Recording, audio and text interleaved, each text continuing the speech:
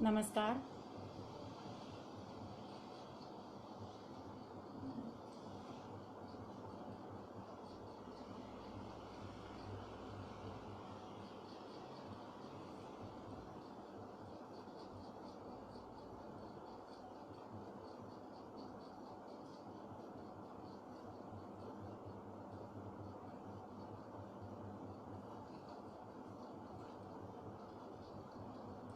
नमस्कार. एक एक जण यायला लागलेले आहेत.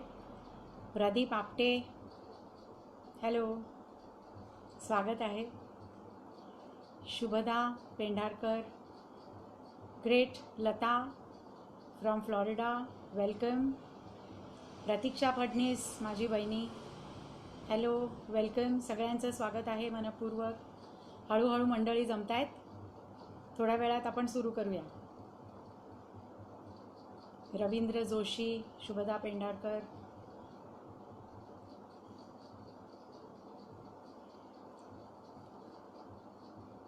प्रत्यक्ष माझ्या वाचनाला सुरू करण्यापूर्वी उद्याच्या एका कार्यक्रमाची घोषणा नक्की करायला पाहिजे.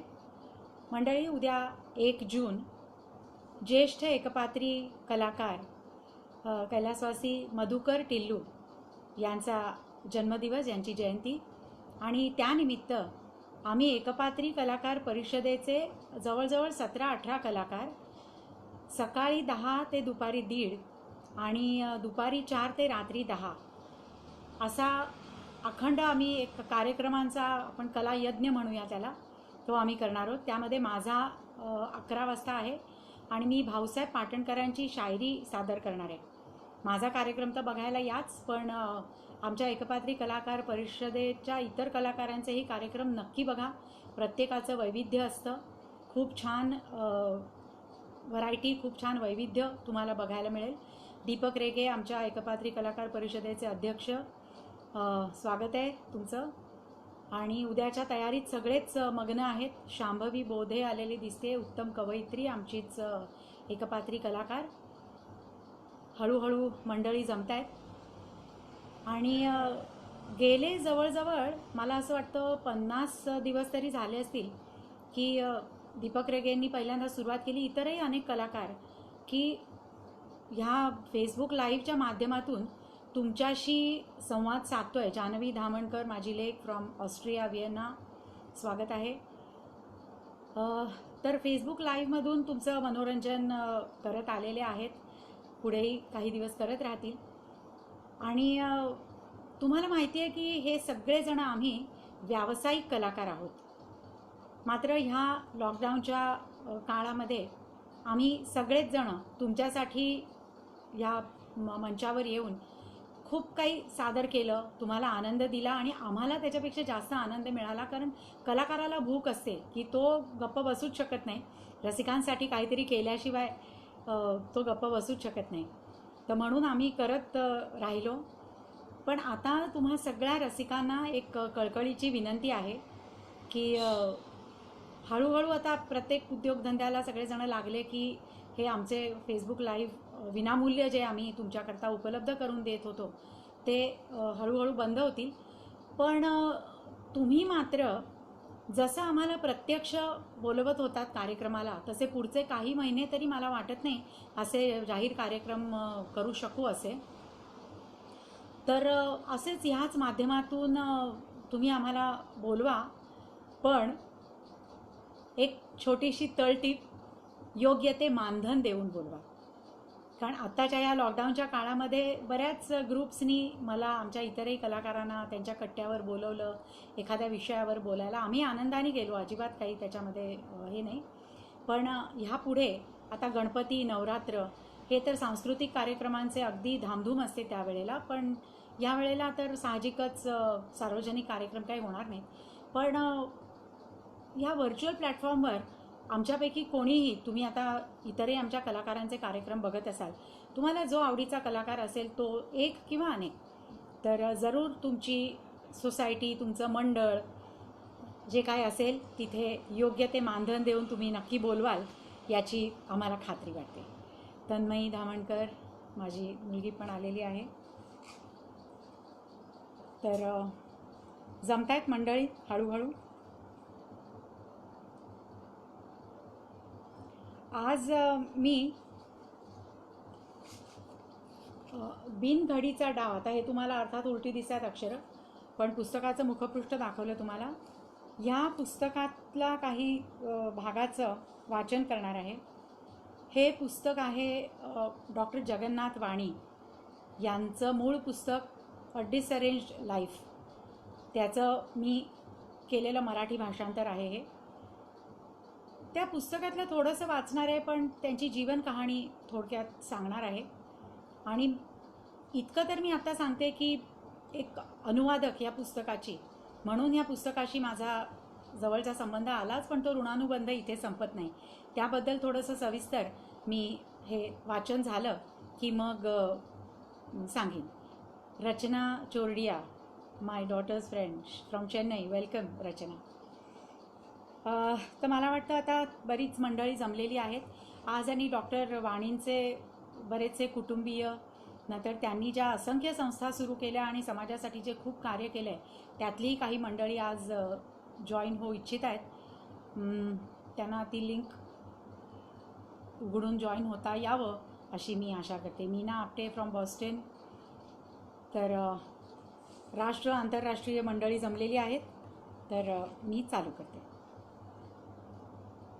डॉक्टर जगन्नाथ वाणी, त्यांचं एज्युकेशनल क्वालिफिकेशन सांगायची म्हणजे BSc general, BSc honours, MSc, PhD from McGill university Canada.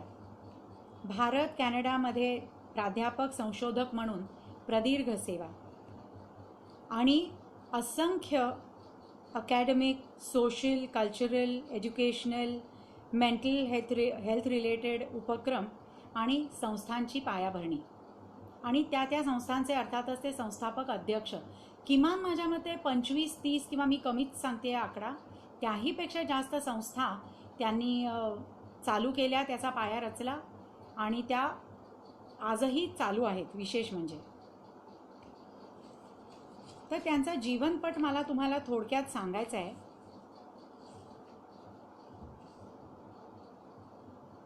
Calgary विद्यापीठ कॅनडा इथे संख्याशास्त्र विभागाचे ते प्रमुख होते. विमाशास्त्र पदवी अभ्यासक्रमाची स्थापना त्यांनी केली आणि विमाशास्त्र पदवी अभ्यासक्रमात शिका आणि कमवा, अर्न अँड लर्न या उपक्रमाची सुरुवात त्यांनी केली. तसंच विमाशास्त्र आणि संख्याशास्त्र म्हणजे स्टॅटिस्टिक्स, आणि विमाशास्त्र म्हणजे मला असं वाटतं इन्शुरन्स रिलेटेड ॲक्च्युअरी हा एक भाग आहे. त्यासाठी त्यांनी विविध स्कॉलरशिप्स, विविध शिष्यवृत्त्यांची निर्मिती केली. मनोरुग्णांच्या मदतीसाठी त्यांनी किती संस्था स्थापन केल्या बघा. स्किझोफ्रेनिया सोसायटी ऑफ अल्बर्टा या संस्थेची स्थापना करून कॅल्गरी विद्यापीठात स्किझोफ्रेनिया या विषयावर संशोधनासाठी अध्यासन म्हणजे चेअरची निर्मिती आणि शिष्यवृत्तीसाठी आर्थिक तरतूद. स्किझोफ्रेनियाविषयी जागृती निर्माण करण्यासाठी स्किझोफ्रेनिया अवेअरनेस असोसिएशन, SAA सा असा त्याचा शॉर्ट फॉर्म आहे, ते पुण्यामध्ये आहे धायरीला. ते स्थापन करून रुग्णांच्या कुटुंबियांचा स्वयंसहाय्यता गट म्हणजे सेल्फ हेल्प ग्रुप, आजारासंबंधी साहित्य, चित्रपट, पीडितांसाठी पुनर्वसन केंद्र आदींची निर्मिती. उपेक्षितांच्या सहाय्यार्थ सुद्धा त्यांनी खूप काम केलेलं आहे. आता भारतीय शैक्षणिक आणि सामाजिक कार्यासाठी तसंच आपत्कालीन मदत कार्यासाठी आर्थिक सहाय्य उपलब्ध करून देण्याच्या हेतूने कॅनडात महाराष्ट्र सेवा समिती MSSO हा त्याचा शॉर्ट फॉर्म आहे, त्या समितीची त्यांनी स्थापना केली आणि कॅनडातील विविध सरकारी योजनातून अनेक प्रकल्पांना भारतातल्या कोट्यवधींची आर्थिक मदत, कोट्यवधी डॉलर्स, आणि कॅनेडियन गव्हर्नमेंटचं एक अशी स्कीम असते की तुम्ही जेवढे पैसे किंवा जेवढे डॉलर्स तुम्ही जमवाल तशी मॅचिंग ग्रांट गव्हर्नमेंट देतं, आणि त्यामुळे ती चांगली एक भरघोस रक्कम मिळू शकते. धर्मार्थ डोळ्यांचं हॉस्पिटल, शारदा नेत्रालय, तसंच भारतीय संगीत आणि संस्कृती कॅनडामध्ये रुजावी, त्याचा प्रसार व्हावा यासाठी कितीतरी संस्था त्यांनी तिथे स्थापन केल्या. शैक्षणिक मदतकार्य भरपूर केलं. सामाजिक संस्थांमध्ये योगदान, ग्रंथ प्रकाशन, जनजागृतीसाठी चित्रपट निर्मिती. यातले काही चित्रपट तुम्ही नक्की बघितलेले आहेत. देवराई, स्किझोफ्रेनियाविषयी जनजागृती हा MSSOनी निर्मित चित्रपट होता आणि देवराईला भारताच्या राष्ट्रपतींकडून रजत पदकासह वेगवेगळे 16 पुरस्कार मिळाले होते. माहितीच्या अधिकाराबद्दल जनजागृतीसाठी 1 कप चहा हा चित्रपट त्यांनी निर्माण केला होता आणि मूकबधीर मुलांच्या संगोपनासंदर्भात जनजागृतीसाठी डॉक्टर बाळ बोलत नाही हा चित्रपट, अनेक माहितीपर लघुपट, तसंच डॉक्टर प्रकाश आमटे, निलिमा मिश्रा यांना मॅक्सेसे पुरस्कार मिळावा यासाठी डॉक्टर वाणींनी खूप प्रयत्न केले. अनेक पुरस्कार त्यांना मिळालेले आहेत. उल्लेखनीय सेवा पुरस्कार, कुसुमाग्रजांच्या हस्ते विशेष गौरव, भारताच्या राष्ट्रपतींच्या हस्ते उल्लेखनीय सेवा गौरव, आंतरराष्ट्रीय शांतता पदक, जीवन गौरव पुरस्कार आणि सगळ्यात महत्त्वाचा म्हणजे ऑर्डर ऑफ कॅनडा हा कॅनडा सरकारचा सर्वोच्च नागरी पुरस्कार डॉक्टर वाणींना मिळाला. आता इतकं अचीव केलेला हा माणूस, पण त्याचं व्यक्तिगत आयुष्य कसं होतं? डिसअरेंज लाईफ हे पुस्तक त्यांना का लिहावंसं वाटलं? त्याचा बिनघडीचा डाव हे अपर्णा वेलणकरनी नाव फार छान दिलं या पुस्तकाला, भाषांतर मी केलं. तर एखादा सामान्य माणूस व्यक्तिगत आयुष्यामध्ये स्थिरस्थावर झाल्यानंतर या गोष्टींकडे वळतो, पण वाणी काकांचं आयुष्य मात्र एक अखंड धगधगता यज्ञ होता आणि त्यामध्ये अखंड संयमाची आहुती त्यांना देत राहायला लागली आणि त्याबद्दलचंच त्यांचं पुस्तक आहे. आता मी तुम्हाला त्यांचा जो जीवनपट सांगितला त्यावरून तुम्हाला त्यांचं यश, त्यांची सफलता लक्षात आली असेल. पण आता मी तुम्हाला घेऊन जाते त्यांच्या आयुष्यातल्या एका अशा प्रसंगाकडे की जिथून त्यांचं सुरळीत चाललेलं आयुष्य वाटत होतं ते विस्कटायला सुरुवात झाली.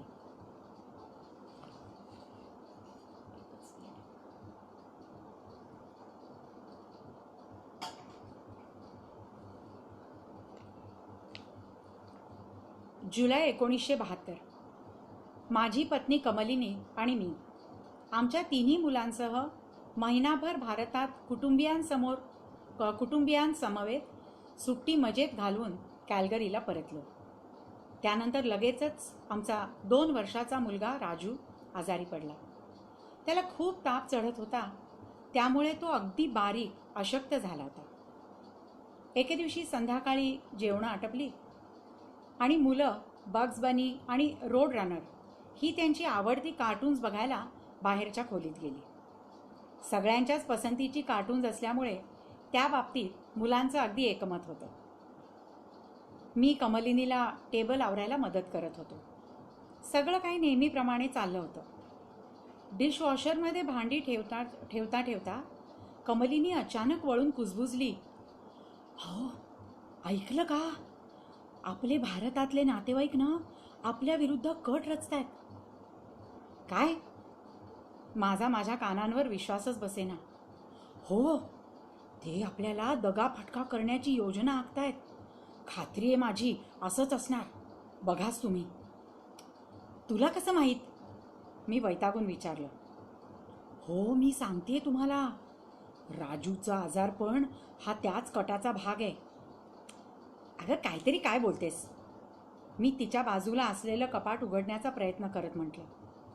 "भारतातल्या कडक उन्हाळ्यामुळे तो आजारी पडला असेल." एक पातेलं हातात धरून ती अगदी ताठ उभी होती. ठामपणे माझ्या नजरेला नजर देत म्हणाली, "माझ्या भावाने रामनी चेटूक केल्यामुळेच राजूला ताप आला." कमलिनीच्या बोलण्याला काहीच अर्थ नव्हता. चेटूक, कट ही कल्पनाच अतर्क्य होती. आणि काही दिवसातच आमच्या विरुद्ध कट रचणाऱ्यांच्या यादीत कमलिनीने माझे वडील आणि भाऊ यांनाही समाविष्ट केलं. पण या 2 नवीन शत्रूंनी तिच्या भावाप्रमाणे आमच्या विरुद्ध नक्की काय कट रचला हे मात्र तिने सांगितलं नाही. "त्या सगळ्यांना तुम्ही पत्र लिहा बघू." काही दिवसांनी ती माझ्या मागे लागली. "अगं पण लिहू काय त्या पत्रात?" "लिहा की आम्ही सरळ साधी माणसं आहोत आमचे काही नातेवाईक आमच्या वाईटावर आहेत, पण परमेश्वर कृपेने त्यांचं कारस्थान कधीही यशस्वी होणार नाही. छे छे, मी मुळीच असली पत्र लिहिणार नाही. काय निष्पन्न होणार आहे त्यातून? असं काय करता हो? प्लीज प्लीज माझ्यासाठी लिहा ना.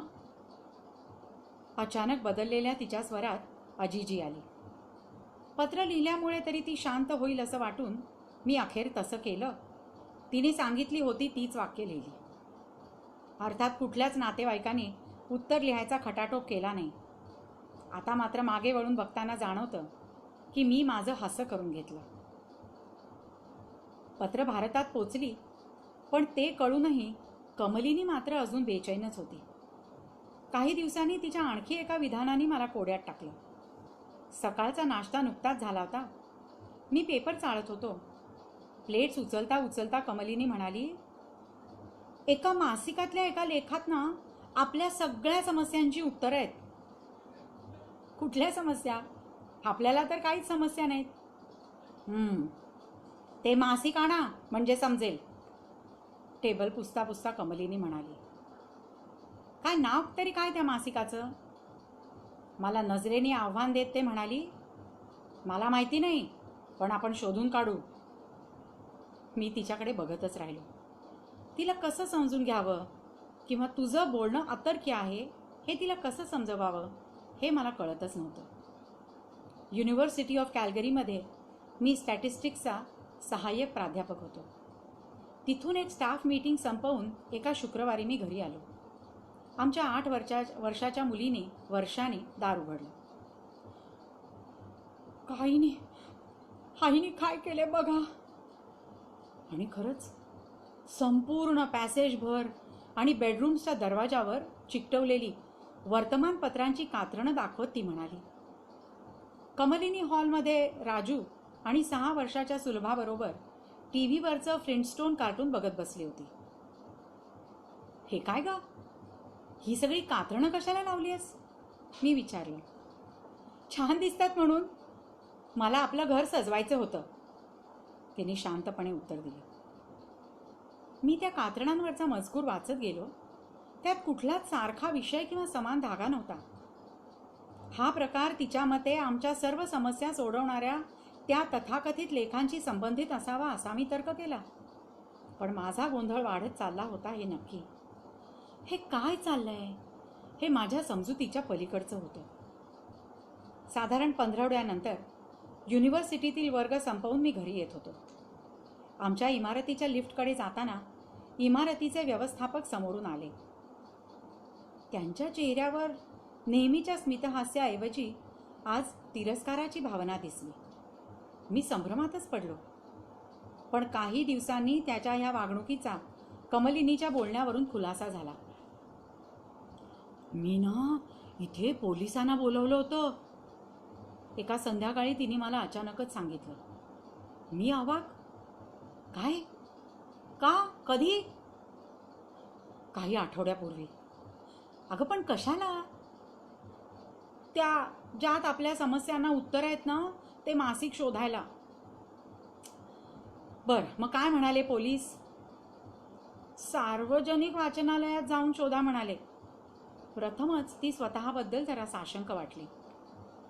असं कोणतंही मासिक नाही हे कसं पटवणार मी तिला? जरी पटवू शकलो तरी तिचं समाधान होईल का? एका आठवड्याने दुपारी जेवणानंतर मी तिला कॅल्गरीतल्या मुख्य सार्वजनिक वाचनालयात सेंट्रल लायब्ररीत सोडलं. ते मासिक शोधायला तिला सबंध दुपार होती. संध्याकाळी मी तिला आणायला गेलो. काय सापडलं का मासिक? ती गाडीत बसताना मी विचारलं. नाही, मी तिच्या कर्मचाऱ्यांना मदत करायला सांगितली. तिच्या चेहऱ्यावरून मला काहीच अंदाज येत नव्हता. मग काय म्हणाले ते? त्यांनी मासिकाचं नाव विचारलं, पण मला ते माहिती नव्हतं. आठवड्याभराने एक फोटोचा अल्बम बघताना त्यातला एक फोटो गायब झालेला दिसला. कमल, अगं ह्या अल्बममधला एक फोटो दिसत नाही आहे. मी अल्बमची पानं चाळत म्हटलं.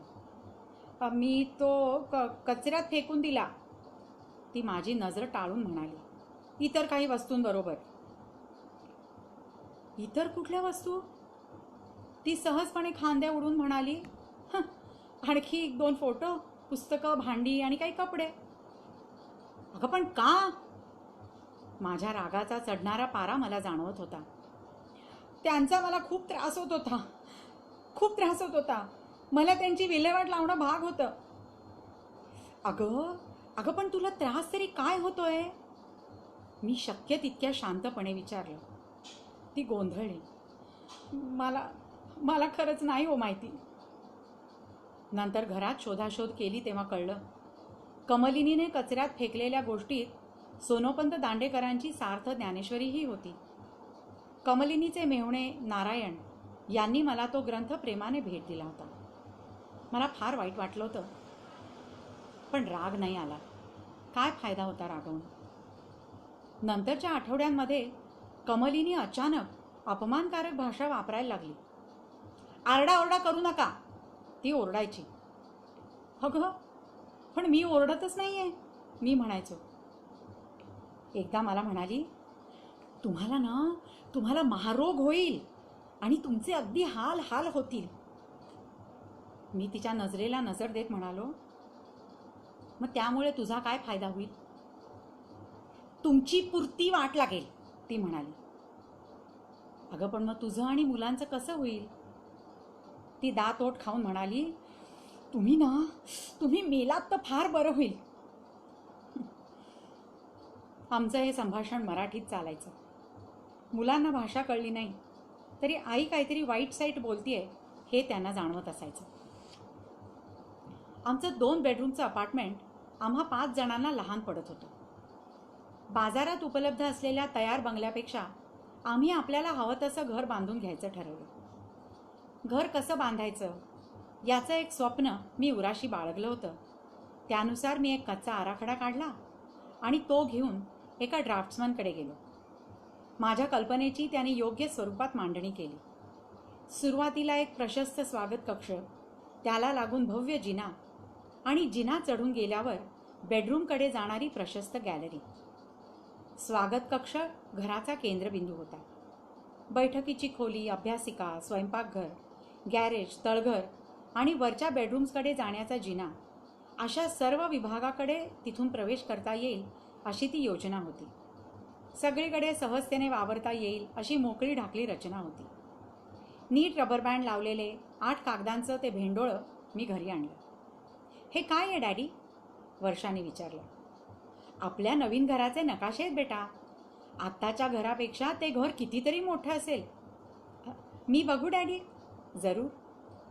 मी जेवणाच्या टेबलावर ते कागद पसरले आणि बेडरूमची रचना दाखवणारा कागद उघडला. तो बघायला सुलभा खुर्चीवर उभी राहिली. राजू खूपच लहान होता. तो धडपडत खुर्चीवर चढून टेबलावर बसला. काय चाललं आहे हे नक्की कळत नसलं तरी तो अधीरतेने बघत होता. डॅडी, मला माझी वेगळी खोली मिळणार? हो नक्कीच. डॅडी, माझी खोली कुठली? सुलभाने विचारलं. ते आत्ता कसं सांगू? घर बांधून झालं की ठरवू कुणाची कुठली ते. उगीच वादावादी नको म्हणून मी नरोवा कुंजरोवा छाप उत्तर दिलं. पण कमलिनी मात्र मुलांच्या उत्साहात सामील झाली नाही. गॅसवरची भाजी ढवळत ती अलिप्तपणे आमच्याकडे बघत होती. आमच्या गप्पा निर्विकारपणे. सॉरी, जरा इंटरनेट कनेक्शन हे झाल्यामुळे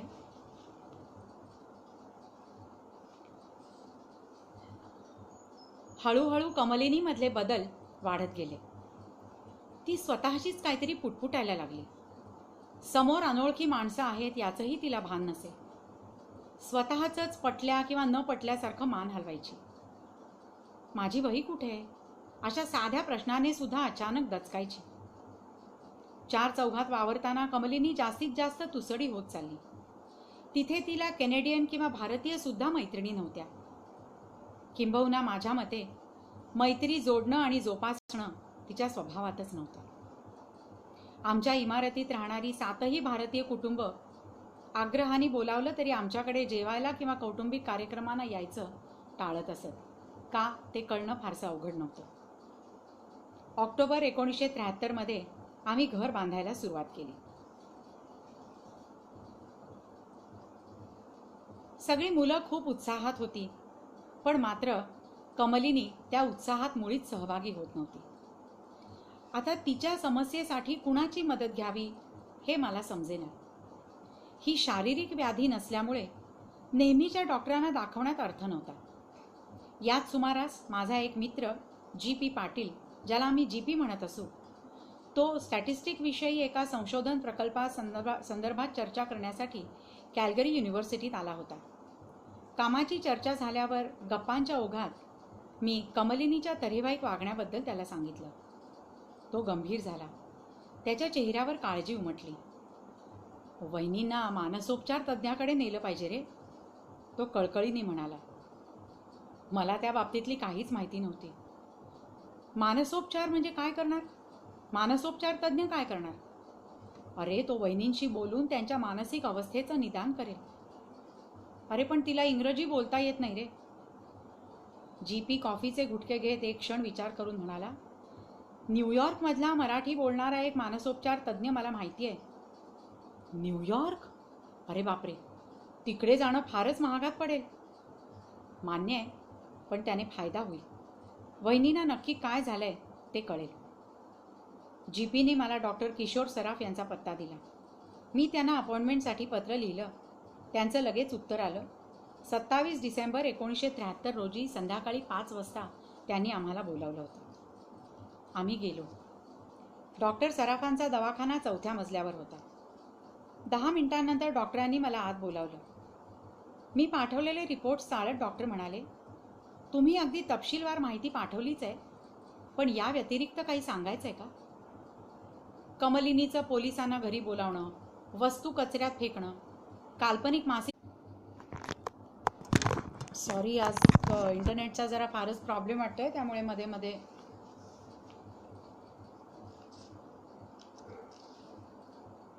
कमलिनीचं पोलिसांना घरी बोलावणं, वस्तू कचऱ्यात फेकणं, काल्पनिक मासिक शोधायला वाचनालयात जाणं, या घटनांचे आणखी तपशील मी सांगितले. माझ्याकडे विचारपूर्वक बघून डॉक्टर म्हणाले, ही लक्षणं निश्चितच मानसिक आजाराची आहेत. सगळी पार्श्वभूमी लक्षात घेऊन डॉक्टरांनी माझ्याबरोबर बाहेर येऊन कमलिनीला आत बोलावलं. मी बाहेर मुलांसोबत थांबलो. तेवढ्यात थोड्या वेळाने कमलिनी आणि डॉक्टर दोघंही बाहेर आले. मला त्यांनी आत बोलावलं.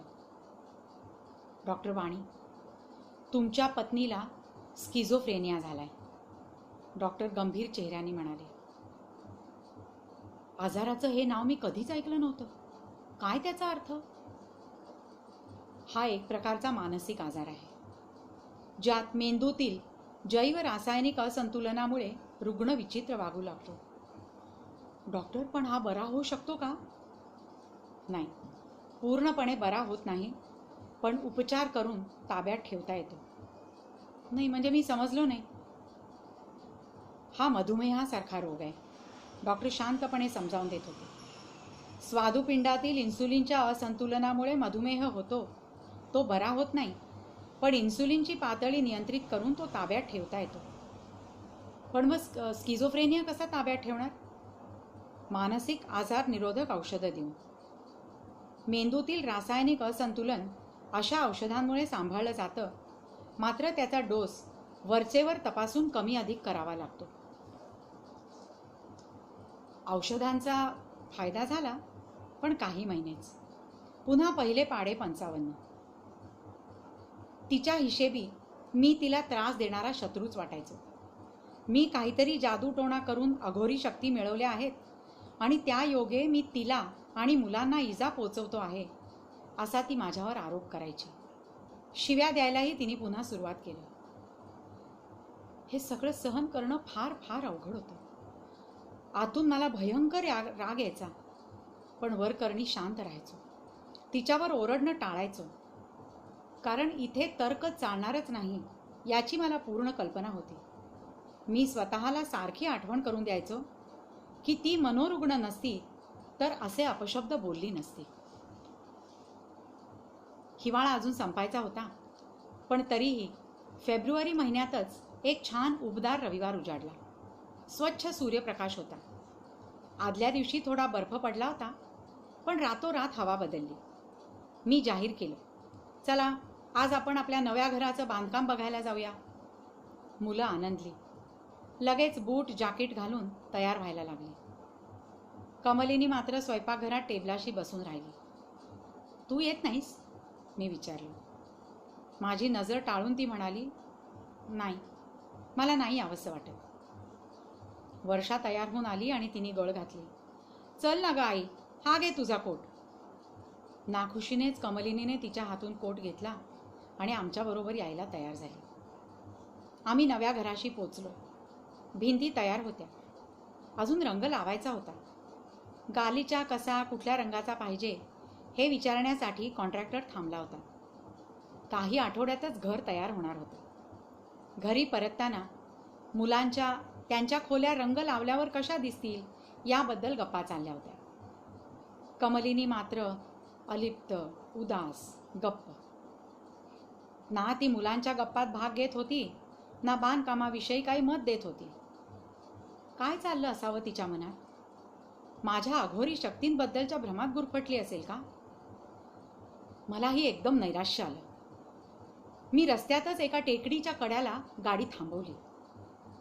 काय झालं? कमलिनीने विचारलं. कशाला आपण हा सगळा घर बांधायचा खटाटोप करतोय? मी म्हटलं. ती निर्विकार चेहऱ्याने म्हणाली, मला काय माहित. अगं, आपल्या दोघात ना सामंजस्य ना संवाद. हे असलं क्लेशकारक आयुष्य जगण्यात काय अर्थ आहे? मला काय माहित, पुन्हा उत्तरली. हे बघ, असं करतो, मी ही गाडी अशीच या कड्यावरून नेतो. होऊ दे गाडीचा आणि आपला सगळ्यांचा चुराडा. या दुःखाचा एकदा शेवट तरी होईल. मी माझ्या मनातल्या खळबळीला वाट करून देत म्हणालो. अहो अहो काहीतरी करू नका. आता मात्र ती घाबरली. मुलांना बिचाऱ्यांना काय चाललंय काहीच कळत नव्हतं. ती रडायला लागली. कमलिनीच्या निर्विकार चेहऱ्याकडे बघत मी मुकाट बसलो होतो. भानावर यायला मला वेळ लागला. अखेर मी मुलांची समजूत घातली. सॉरी, मला आईशी भांडायचं नव्हतं. मला ना तुम्ही सगळे आनंदात राहायला हव्यात. मी पुन्हा गाडी सुरू केली. भेदरलेल्या मुलांना शांत करायचं तर त्यांचं मन वळवायला हवं होतं. सहज सुचून मी म्हटलं, चला आपण मॅकडॉनल्डमध्ये जाऊन मस्त काहीतरी खाऊया. दिवस चालले होते. सगळं अधिकाधिक कठीण होत होतं. माझा तोल सुटत होता. तो सावरणं, मुलांना सांभाळणं आणि कमलिनीला समजून घेणं ही कसरत जुळवण्यासाठी मी धडपडत होतो. आमचं नवीन घर एप्रिल अखेरीस बांधून पूर्ण झालं. 2 मे रोजी आम्ही आमच्या 2 बेडरूम अपार्टमेंटमधून आमच्या भल्या मोठ्या नवीन घरात राहायला आलो. स्वतंत्र खोल्या मिळाल्यामुळे मुलं हरखली होती. आम्ही नवीन घरी राहायला गेलो तेव्हा कमलिनीचे इलेक्ट्रोकन्व्हल्सिव्ह थेरपीचे उपचार चालू होते. तिला त्याचा उपयोगही होत होता. स्वयंपाक घरकाम ती करत होती, पण तिला ज्यातून आनंद मिळेल अशा इतर कुठल्याच गोष्टीत रस घेत नव्हती. पण पुढे ह्या थेरपीचाही परिणाम होईनासा झाला आणि त्यामुळे तिची त्यातल्या त्यात बरी असणारी ही परिस्थितीसुद्धा फार काळ टिकली नाही. उपयोग होत नसल्याने तिच्या गोळ्या तर आधीच थांबवल्या होत्या. एकाएकी कमलिनीचे सगळेच उपचार बंद झाले. स्वयंपाक, घरातल्या इतर कामांकडे पूर्ण दुर्लक्ष करून दिवस ती अंथरुणात पडून राहू लागली. तिच्या झोपेचं वेळापत्रक पुरतं कोलमडलं. रात्रीचा बहुतांश वेळ ती जागीच असायची. केस मोकळे सोडून नाईट गाऊन घालून पॅसेजमध्ये उभी राहायची आणि जोर जोरात ओरडायची, ए अगं लपून कशाला बसली आहेस? ये अशी समोर ये ना, बघते मग तुझ्याकडे. प्रत्यक्षात तिथे कोणीच नसायचं. हा केवळ कमलिनीला भास व्हायचा. तिच्या या ओरडण्यामुळे आमच्या सगळ्यांच्या झोपेचंही खोबरं व्हायचं. त्याच हिवाळ्यात एकदा मध्यरात्री पुढचा दरवाजा धाडकन लावल्याच्या आवाजाने मला जाग आली. माझ्या लक्षात आलं की कमलिनी बहुधा बाहेर जात असणार. मी जिन्यावरून धावतच खाली आलो. गरम कोट बूट घालून बाहेर तिच्या मागे गेलो. अहो, बाहेर गुडघाभर बर्फ होतं, मरणाची थंडी होती. गरम कपडे किंवा पायात बूट सुद्धा न घालता ती घराकडे बघत बर्फात उभी होती आणि घरातल्या त्या काल्पनिक बाईशी बोलत होती. कमलिनीला थंडीची बाधा होऊन तिचे हातपाय हिमदंशाने म्हणजे फ्रॉस्ट बाईटनी गोठण्याचा धोका होता. तिच्या या अदृश्य व्यक्तीशी बोलण्याने शेजारी पाजारी जागे होतील याची मला चिंता वाटत होती. कृपा करून शांत हो कमल, मी पोटतिडकीने म्हणालो. एकही अक्षर न बोलता ती घराच्या दिशेने चालू लागली. मी दार उघडलं, ती आत आली. नशिबाने त्या अदृश्य व्यक्तीशी तिने पुन्हा बोलणं सुरू केलं नाही आणि आम्ही दोघंही झोपी गेलो. माझं डोकं सुन्न होऊन गेलं होतं. आमच्या संसारात हे वादळ उठलं तेव्हा मी होतो 37 वर्षाचा आणि कमल होती 30 वर्षाची. 1972 स्किझोफ्रेनियाची बाधा होईपर्यंत आमचं वैवाहिक जीवन सुरळीत चाललं होतं. मात्र तिच्या आजाराने आमच्या पती पत्नी संबंधावरच घाला घातला. ती भावनिक शारीरिक कुठल्याच पातळीवर मला साथ देऊ शकत नव्हती. मला अगदी असहाय्य वाटत होतं, मनाला क्लेश होत होते. मात्र आमचं नातं डळमळीत झालं असलं तरीही मी तिला आयुष्यभर जोडीदार म्हणून आधार देण्यासाठी कटिबद्ध होतो. मंडळी, अवघ्या 37व्या वर्षी लौकिक अर्थाने संसार म्हणतात तो संपला. डॉक्टर वाणी काकांचा. आणि फक्त पत्नीलाच त्यांनी आधार दिला असं नाही, तर जगातल्या शेकडो रुग्णांना जे मानसिक आजारी होते त्या रुग्णांना आधार देण्यासाठी त्यांनी अविरत कार्य केलं. आणि पोटच्या पोरींनी त्यांच्यावर कोर्टामध्ये दावा लावला. काय कुठले म्हणून दुर्दैवाचे भोग आयुष्यामध्ये भोगायचे राहिले नाहीत त्यांचे, पण तरीसुद्धा माणूस इतका संतुलित होता. आणि हे सगळं त्यांनी ह्या पुस्तकामध्ये लिहिलेलं आहे. त्या पुस्तकाची प्रस्तावना बघा ते कशी लिहितात.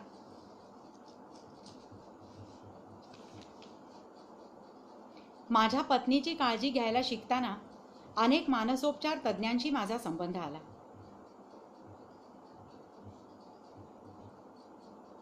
एका डॉक्टरांनी तर चक्क घटस्फोट घेण्याचा सल्ला दिला होता की अहो, ह्या ग्राउंड्सवर तुम्हाला सहज घटस्फोट मिळेल. पण मानसिक आरोग्यासाठी काम करताना त्याबद्दल असलेले बरेच गैरसमज दूर करण्यासाठी झगडणं हे मी अखंडितपणे करीत आलो. उदाहरणार्थ, स्किझोफ्रेनिया म्हणजे डॉक्टर जॅकेल अँड मिस्टर हाईड सारखं दुहेरी व्यक्तिमत्व असतं वगैरे ही जनजागृती मी सतत करत राहिलो. असा विकार झालेल्या आपल्या निकट व्यक्तीची काळजी घेताना आपण स्वतः शारीरिक आणि मानसिकदृष्ट्या तंदुरुस्त असणं अत्यंत गरजेचं आहे. हे मनोरुग्णांच्या काळजीवाहकांच्या गळी उतरवावं लागतं. विमानात नाही का, सुरक्षिततेचे नियम समजावून सांगताना हवाई सुंदरी सांगतात, दुसऱ्याला मदत करण्यापूर्वी स्वतःचा ऑक्सिजन मास्क आधी चढवा. हे काहीसं तसंच असतं. काळजीवाहक म्हणजे केअर गिव्हर स्वतःच कोलमडला तर तो रुग्णाची काळजी कशी घेणार. म्हणूनच रुग्ण आणि त्याचे काळजीवाहक या दोघांच्याही मार्गदर्शनासाठी मी हे पुस्तक लिहिलं आहे. यातून वाचकांना स्किझोफ्रेनियाला सामोरं जाताना वैद्यकीय, भावनिक आणि व्यावहारिक स्तरांवर काय काय अडचणी येऊ शकतात याचा अंदाज येईल.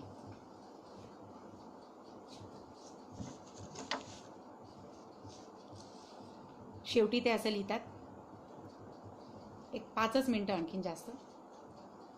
वेदांत तत्वज्ञानानुसार आयुष्य 4 टप्प्यात किंवा आश्रमात विभागलेलं असतं.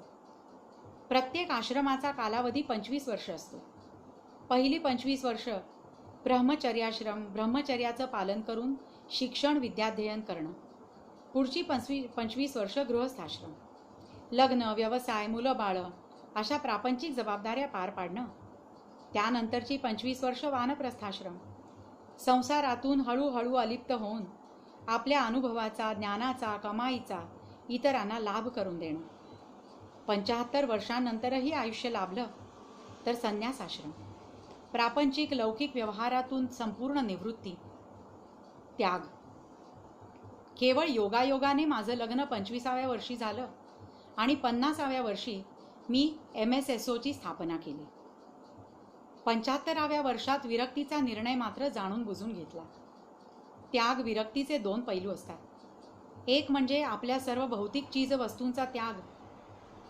गेली अनेक वर्ष मी माझी सगळी मिळकत वाटूनच टाकतो आहे.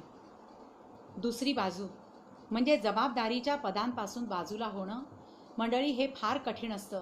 मी सांगितलं तसं वाणी काकांनी किमान 30-40 संस्था स्थापन केल्या, पण यथावकाश प्रत्येक संस्थेचं अध्यक्षपदावरून ते पायउतार झाले आणि योग्य त्या व्यक्तीच्या हातामध्ये सुकाणं सोपवलं. शेवटी ते म्हणतायत, कमलिनी आणि मी दोघांनाही कॅन्सर झालाय. माझ्या मोठ्या आतड्याच्या कर्करोगाचं निदान ऑक्टोबर 2012 झालं आणि माझ्या फुफ्फुसांना लागलेली लागण वगळता त्याचं यशस्वी ऑपरेशनही झालं. कमलिनीचं 2004 गर्भाशयाच्या कॅन्सरसाठी ऑपरेशन झालं होतं, पण तो 10 वर्षांनी ऑक्टोबर 2014 पुन्हा उद्भवला. पण आम्ही दोघंही त्याची फारशी पर्वा करत नाही. राजू, आमचा मुलगा, अत्यंत आत्मीयतेने आणि चिकाटीने आमच्या वैद्यकीय आणि इतर गरजा सांभाळतो. मी आता माझ्या सर्व महत्त्वाच्या व्यावसायिक सामाजिक जबाबदाऱ्यातून मुक्त झालो आहे. या जगात येताना मी रिकाम्या हाताने आलो आणि जातानाही मोकळ्या हातानेच जाणार. जगद्गुरू संत तुकाराम महाराजांच्या पुढील उक्तीप्रमाणे जगण्याचा माझा प्रयत्न आहे. होडीले भांडार धन्याचा हा माल, मी तो हमाल भारवाही. हा असा निष्काम कर्मयोगी. आणि सुरुवातीला मी म्हटलं तसं की ह्या पुस्तकाशी माझा संबंध फक्त एक अनुवादक म्हणून नाही आहे, तर अनेक वर्षांपूर्वी एक टकीला टकाटक नावाचं पुस्तक भूषण केळकर नावाच्या एका माणसाने संपादित केलं. जगभरातल्या मराठी लोकांकडून त्यांनी लेख मागवले होते. त्यातले बरेचसे लेख इंग्रजीत आले होते आणि त्या लेखांचं भाषांतर मी केलं होतं. त्यामध्ये डॉक्टर वाणींचे 2 लेख होते. ते पुस्तक जसजसं समाप्तीकडे जात होतं तसा भूषणचा मला एक दिवस फोन आला, अगं डॉक्टर वाणींना तुझं भाषांतर खूप आवडलं आहे. मी हरखूनच गेले. मग भूषणनी मला त्यांचा ईमेल ॲड्रेस दिला. मग ईमेलवर आम्ही गप्पा मारायला सुरुवात केली आणि मग हळूहळू आमची दोस्ती झाली. मग पुण्याला ते जेव्हा आले त्यावेळेला प्रत्यक्ष भेट झाली. त्यांचं इतरही बरंचसं लिखाण मी त्यांना मराठीमध्ये करून दिलं. प्रत्येक वेळेला ते पसंतीची पावती द्यायचे. मग 2010 कॅल्गरीमध्ये त्यांनी मला कार्यक्रमासाठी पण बोलवलं. तेव्हा स्वतः गाडी चालवत खूप मला आणि माझ्या नवऱ्याला दोघांनाही खूप फिरवलं. खूप मला स्नेह लाभला त्यांचा. पण 15 फेब्रुवारी 2017 या दिवशी सकाळी मला त्यांचा फोन आला. त्यांचा आणि ओपनिंग सेंटेन्सच असायचं, हॅलो मंजिरी, कशी आहेस, अत्यंत प्रेमाने विचारायचे. त्याही दिवशी त्यांनी तसंच विचारलं मला. म्हटलं छान आहे वाणी काका, तुम्ही कसे आहात, कारण तोपर्यंत त्यांचा कॅन्सर इतका वाईट अवस्थेत आहे हे मला माहिती नव्हतं. ते म्हणाले की अगं काही नाही, आता शेवटचे दिवस आहेत आयुष्यातले. डॉक्टरांनी मला काही आठवडेच दिलेत, पण गेल्या काही महिन्यांमध्ये मी एक पुस्तक लिहिलं आहे इंग्लिश.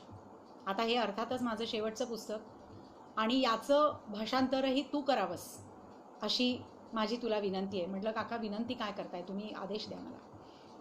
आणि मग मला म्हणाले की मी तुला टेन्शन देत नाही आहे, पण शक्यतो माझ्या हयातीत जर का हे पुस्तक पूर्ण झालं तर मला आवडेल. बापरे, माझी इकडे घालमेल सुरू झाली. वाणी काकांनी मला त्याची सॉफ्ट कॉपी पाठवली. ते कॅल्गरीमध्येच होते. जवळजवळ 150-250 पानांचं पुस्तक होतं. माझ्या मनामध्ये हीच घालमेल की अरे बापरे, हे त्यांनी विश्वासाने माझ्यावर जबाबदारी सोपवली आहे, पण हे माझ्या हातून पूर्ण होईल ना त्यांच्या हयातीमध्ये.